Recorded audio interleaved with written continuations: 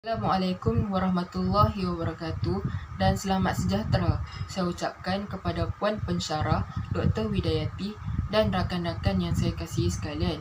Saya Muhammad Nafizuddin bin Muhammad Kamal berserta dua orang rakan saya, Nur Farhaan binti Amran dan Fatnin Najah binti Ahmad Fuad akan membentang tugasan 3 GWP 1092 Wacana Penulisan, Analisis jenis-jenis wacana dan gaya penulisan akademik.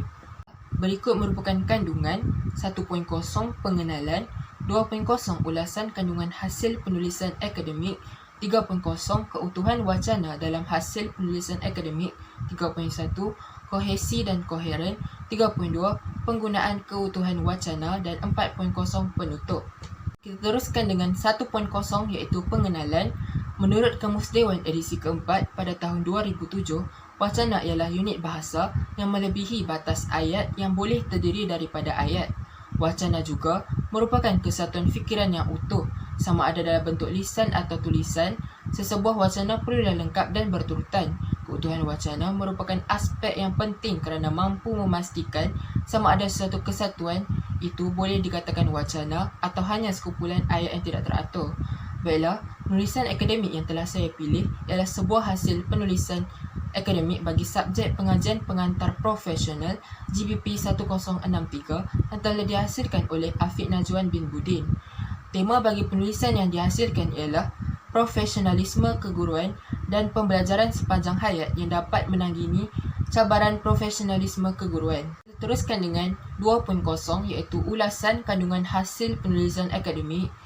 Penulis berjaya menghasilkan sebuah hasil penulisan akademik yang menempati ciri-ciri kehendak soalan iaitu elemen-elemen profesionalisme keguruan dan pembelajaran sepanjang hayat yang dapat menangani cabaran dan isu profesionalisme keguruan semasa. Penulis juga berjaya memaparkan isi-isi tersurat dan isi-isi tersirat dengan jelas dan tepat kerana menggunakan penanda wacana yang betul. Penulis juga berjaya mengemukakan pembelajaran sepanjang hayat yang mampu menangani cabaran profesionalisme keguruan.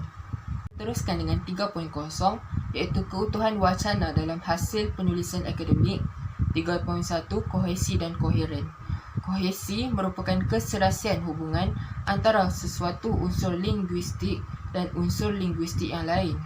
Berikut merupakan contoh kohesi iaitu di samping itu permuafakatan komuniti dapat membantu kanak-kanak belajar dengan lebih baik. Penggunaan penanda wacana di samping itu menunjukkan kohesi antara isi. Baiklah, seterusnya koheren merupakan kesinambungan idea yang menjadikan wacana itu suatu teks yang bermakna dan mudah difahami. Contoh koheren, guru selaku pendidik perlu memantapkan jati diri dari aspek pembangunan rohani dan pemantapan spiritual demi memastikan peranan dan tanggungjawab tidak tersasar daripada matlamat dan tujuan. Kita teruskan dengan 3.2 penggunaan keutuhan wacana.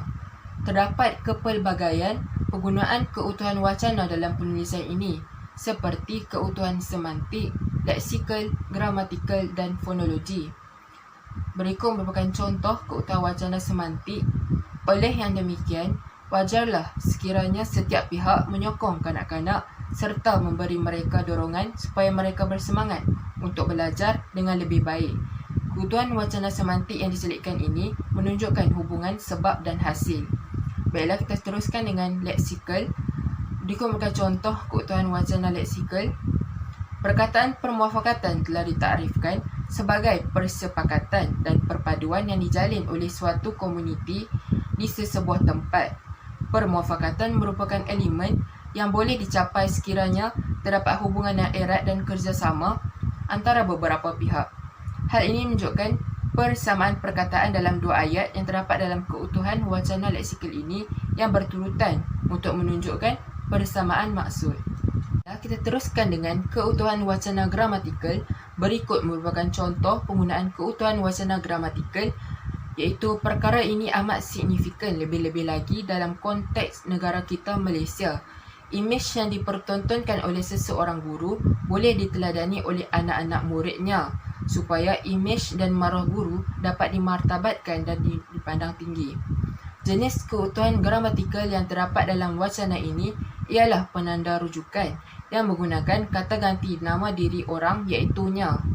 Baiklah, seterusnya, keutuhan wacana fonologi iaitu kepentingan seterusnya yang dapat diperoleh melalui persepakatan ini ialah dapat meningkatkan pembangunan profesionalisme keguruan.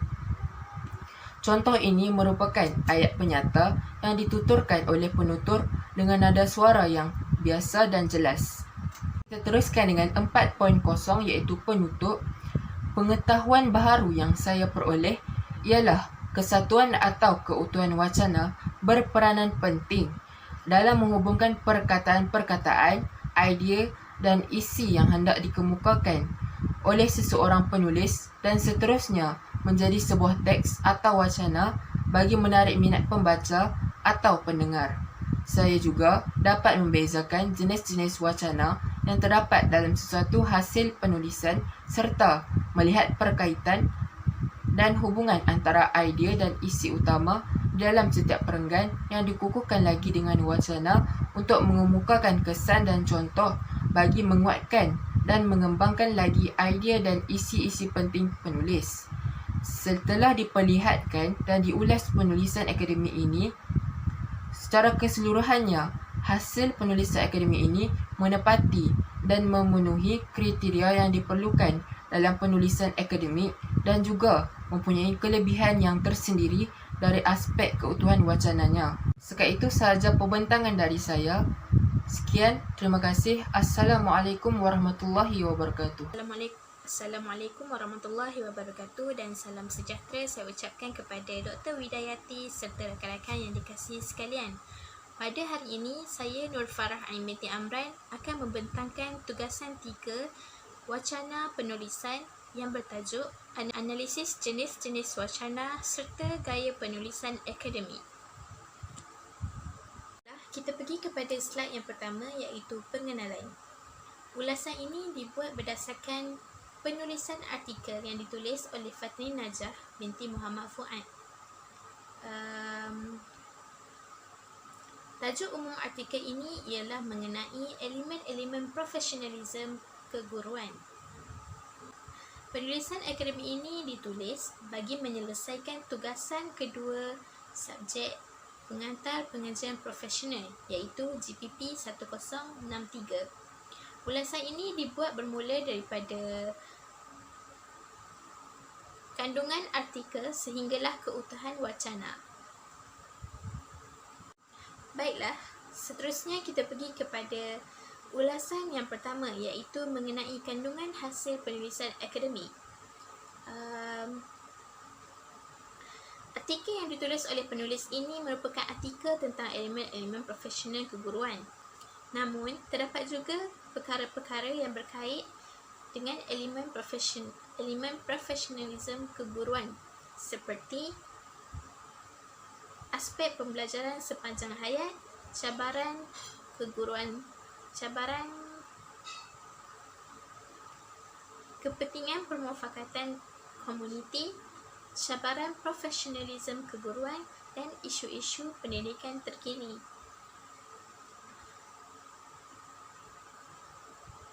Tambahan pula, penulis juga telah menggunakan isi tersurat dan juga isi tersirat. Isi tersurat merupakan isi utama yang isi tersurat bermaksud isi tersurat merupakan isi yang boleh difahami oleh pembaca secara terus, manakala isi tersirat merupakan isi yang perlu diteliti dengan lebih mendalam untuk difahami. Berikut merupakan contoh isi tersurat dan juga isi tersirat yang terdapat dalam penulisan akademik yang ditulis oleh Fatni Najah binti Muhammad Fuad. Yang pertama, jika kita lihat contoh ayat yang mempunyai isi tersurat, ayat ini kita dapat difahami apabila kita baca secara terus. Namun, apabila kita lihat kepada ayat yang kedua, iaitu ayat isi tersirat, kita perlu membaca dengan lebih teliti untuk memahaminya, kerana ayat tersebut sebenarnya menunjukkan ayat tersurat sebentar tadi. Yang pertama, urutan atau koheren. Urutan atau koheren ini merupakan kesinambungan antara idea yang menjadikan sesuatu wacana itu bermakna. Hal ini bermaksud bahawa setiap idea yang dikemukakan oleh penulis perlulah saling berkait dengan idea yang sebelumnya supaya idea tersebut dapat difahami oleh pembaca.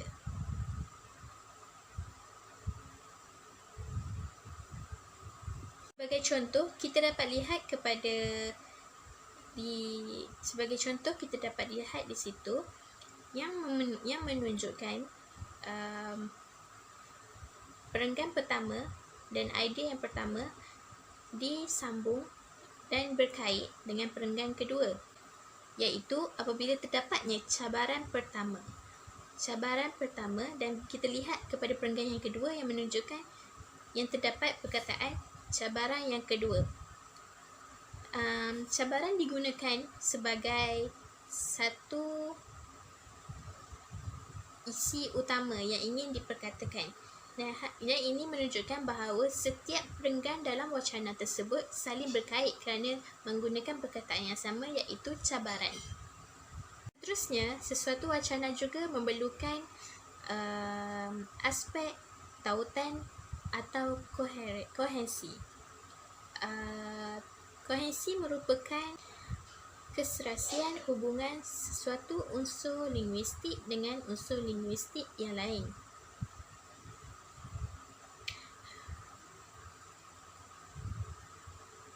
Ini bermaksud setiap idea yang ditulis oleh penulis perlulah sentiasa berkait serta berhubung dengan tajuk dan mengelakkan dari menulis di luar tajuk kerana keadaan seperti berikut mampu merosakkan sesuatu keutuhan wacana. Sebagai contoh, kita dapat lihat di situ yang menunjukkan jika kita lihat pada contoh tersebut, selain itu jika kita lihat pada contoh tersebut, perenggan tersebut pada ayat yang pertama menunjukkan selain itu timbul juga isu tahap kepakaran guru dalam melaksanakan pengajaran dan pembelajaran PDP. Seterusnya kita lihat pula kepada ayat yang terakhir dalam perenggan tersebut, iaitu yang berbunyi, disebabkan itu, kepakaran guru dalam melaksanakan PDP menjadi isu utama dalam pendidikan kini. Ayat tersebut menunjukkan bahawa terdapat penegasan di bawah pada ayat yang terakhir dalam perenggan tersebut. Hal ini menunjukkan bahawa penulis menulis sesuatu perenggan mempunyai tajuk utama dan penegasan kepada tajuk agar perenggan yang ditulis tidak lari daripada tajuk asal. Seterusnya iaitu dari segi tata bahasa, aspek tata bahasa atau kesesuaian pemilihan kota kata.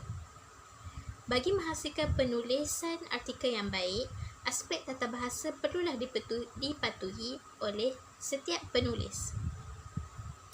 Oleh itu, melalui penulisan artikel ini, penulis sangat menitik beratkan tentang aturan tata bahasa seperti morfologi, sintaksis, semantik dan sebagainya. Menerusi contoh di atas, kita dapat lihat bahawa penulis sangat teliti dalam melakukan penulisannya.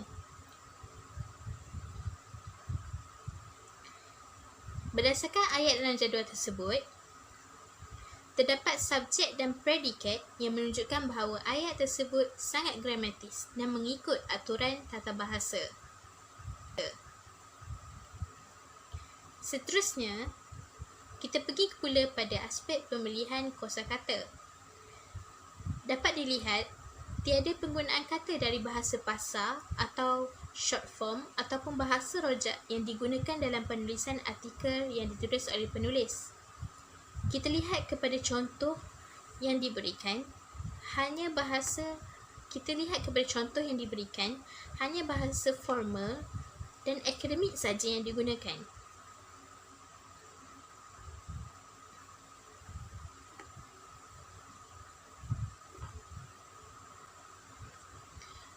selain itu, terdapat juga penggunaan penanda wacana dalam penulisan artikel yang ditulis oleh penulis. Penanda wacana merupakan aspek yang penting untuk mengaitkan antara satu perenggan dengan perenggan yang lain atau satu idea dengan idea yang lain.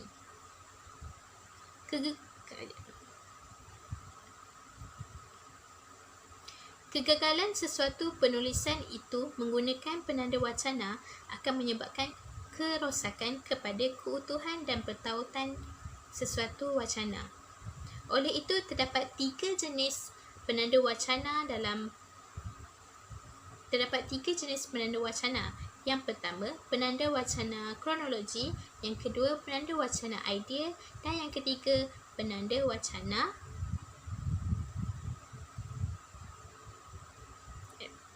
Oleh itu, terdapat 3 jenis penanda wacana, iaitu yang pertama, penanda wacana kronologi, yang kedua, penanda wacana organisasi, dan yang ketiga, penanda wacana idea. Menerusi contoh yang diberikan, terdapat 3 penanda wacana yang saya sertakan. Pada asalnya terdapat banyak lagi penanda wacana, tapi saya hanya mengambil 3 jenis, iaitu yang pertama, akhir sekali, yang kedua, selain itu, dan yang ketiga, hal ini kerana. Baiklah, kita pergi kepada ulasan keutuhan wacana yang terakhir, iaitu daripada aspek laras bahasa. Laras bahasa merupakan penggunaan ataupun gaya bahasa yang digunakan oleh sesuatu penulisan. Laras bahasa ni terdapat pelbagai, antaranya laras bahasa media, laras bahasa sains, laras bahasa undang-undang, laras bahasa agama, laras bahasa iklan, dan laras bahasa iklan, laras bahasa akademik dan sebagainya. Oleh itu, setiap penulis perlulah laras bahasa ini digunakan mengikut situasi atau keadaan sesuatu penulisan. Oleh hal yang demikian, setiap penulis haruslah menetapkan laras bahasa yang ingin digunakan berdasarkan tujuan mereka menulis. Oleh itu, penulis artikel yang diulas menulis artikelnya menggunakan laras bahasa akademik kerana penulis ingin menyelesaikan tugasan kedua subjek pengantar pengajian profesional GPP 1063. Oleh itu, jika kita teliti dalam artikel yang ditulis oleh penulis, semuanya penulis membahaskan tentang ilmu dan akademik. Menerusi contoh yang diberikan, terdapat takrif yang dirujuk oleh penulis dari Kamus Dewan Edisi, dan terdapat juga isi yang penting, dan tiada di situ dijumpai laras bahasa yang selain daripada laras bahasa akademik. Sekali kita pergi kepada slide penutup. Sebagai konklusinya, melalui hasil ulasan yang dilakukan, terdapat pelbagai ilmu yang diperoleh. Hal ini kerana sebelum setiap pemberi ulasan ingin mengulas sesuatu hasil penulisan artikel, mereka perlulah mengkaji terlebih dahulu apa itu keutuhan wacana, bagaimana cara untuk menghasilkan sesuatu penulisan dan sebagainya. Oleh itu, melalui artikel yang dikaji, terdapat pelbagai ilmu baharu yang diperolehi dan sangat memberi manfaat kepada pemberi ulasan.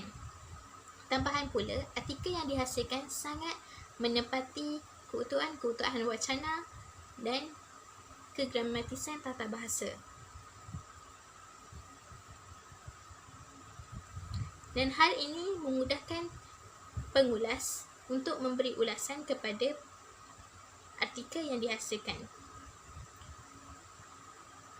Oleh itu, sekian saja daripada saya. Itu saja daripada saya. Sekian, terima kasih. Assalamualaikum warahmatullahi wabarakatuh. Saya ucapkan kepada Dr. Widayati. Diharapkan Dr. sihat. Saya Fatni Najah binti Ahmad Fuad akan membuat pembentangan tentang ulasan yang telah dilakukan berdasarkan artikel rakan sekelas saya iaitu Nur Farah Ain.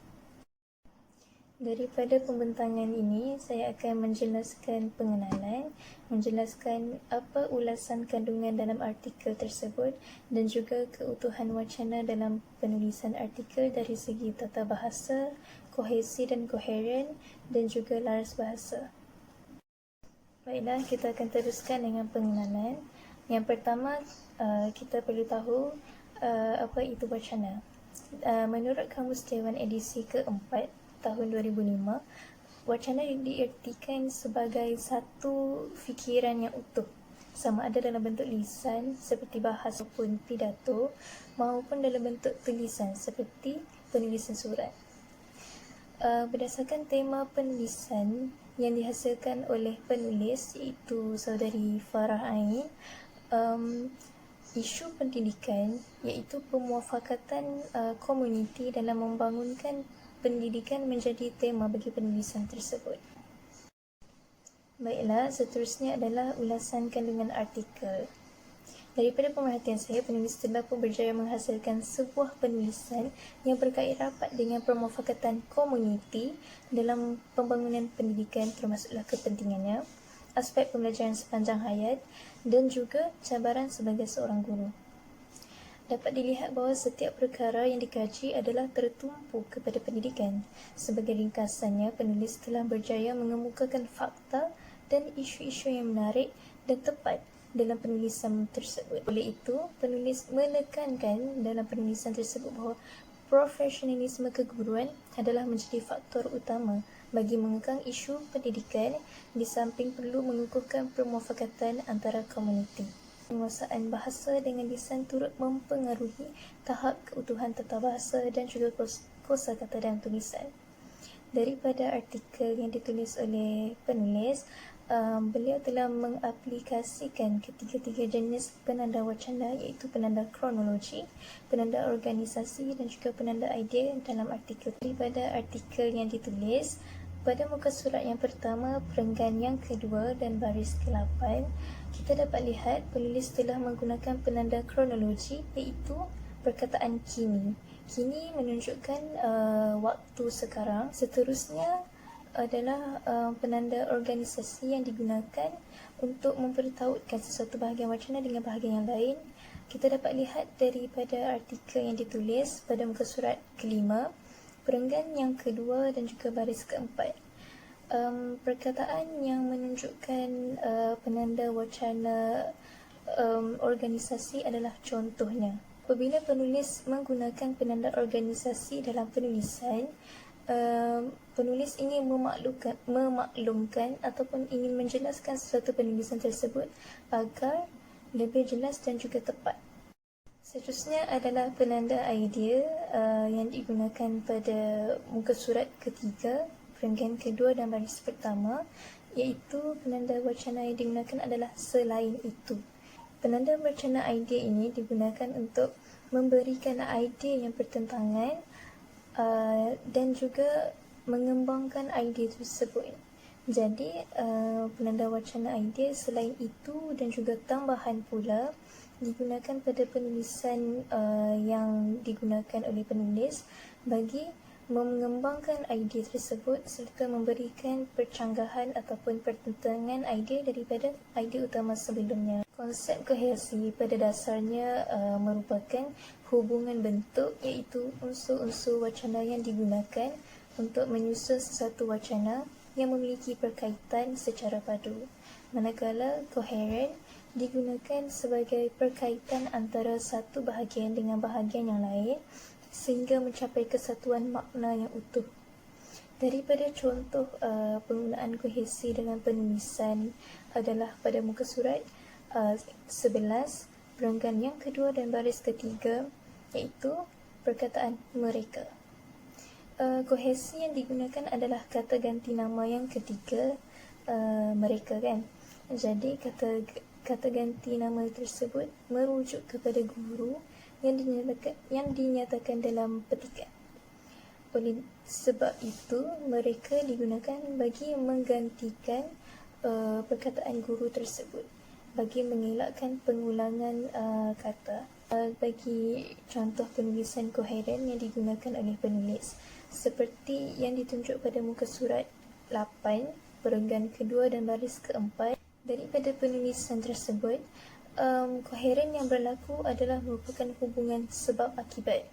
Hal ini kerana penulis telah menyatakan sebab terlebih dahulu, iaitu pihak sekolah boleh menggunakan sumbangan tersebut untuk menambahbaikkan kemudahan pendidikan yang sedia ada serta melengkapkan apa-apa yang kurang. Itu merupakan sebab. Manakala akibat yang digunakan adalah hal ini menjadi sebab penting mengapa permuafakatan komuniti sangat dituntut dalam pendidikan. Jadi kewujudan koheren ini telah menimbulkan persoalan kepada pembaca untuk mengetahui dengan lebih lanjut tentang topik yang ditulis. Laras bahasa merupakan gaya dan juga penggunaan sesuatu bahasa ataupun cara sesuatu bahasa itu digunakan. Daripada penulisan artikel yang digunakan, laras bahasa yang wujud pada penulisan tersebut adalah laras bahasa akademik. Disebabkan penulisan yang digunakan adalah bersifat ilmiah dan juga formal, laras bahasa akademik wajar digunakan. Hal ini kerana penulisan akademik ini menentukan fakta ataupun formaliti yang digunakan oleh penulis bagi menggambarkan sesuatu penulisan itu adalah mempunyai fakta dan juga maklumat yang tepat. Daripada penulisan yang dihasilkan, gaya bahasa yang digunakan oleh penulis adalah matang dan juga berupaya menyampaikan buah fikiran dan hujah secara berkesan. Laras bahasa akademik ini digunakan untuk melihat kesempurnaan bahasa melalui aspek kepelbagaian, keberkesanan dan juga keindahan bahasa dalam penulisan. Disebabkan itu, bagi menghasilkan artikel, penulisan akademik perlu menggunakan laras bahasa akademik bagi menunjukkan kematangan dan juga kebijaksanaan penulis dalam menghasilkan sesuatu karya. Sebagai kesimpulan, saya telah dapat menyimpulkan bahawa setiap artikel yang digunakan perlu mempunyai kemahiran dalam penulisan dan juga lisan dari segi tata bahasa dan kosakata secara tepat. Hal ini bagi memperoleh sebuah penulisan dan juga hasil karya secara kemas dan juga teratur. Secara keseluruhan, penulis telah pun berjaya menghasilkan sebuah artikel yang mampu meraih perhatian pembaca. Setiap ayat yang dipamerkan menunjukkan sisi kematangan dan juga kebijaksanaan penulis dalam menghasilkan sesuatu karya. Dari aspek rujukan, penulis telah pun menggunakan sistem APA edisi yang ke-6 dan merupakan sistem yang sesuai untuk digunakan dalam membuat rujukan. Sekian daripada kami. Terima kasih.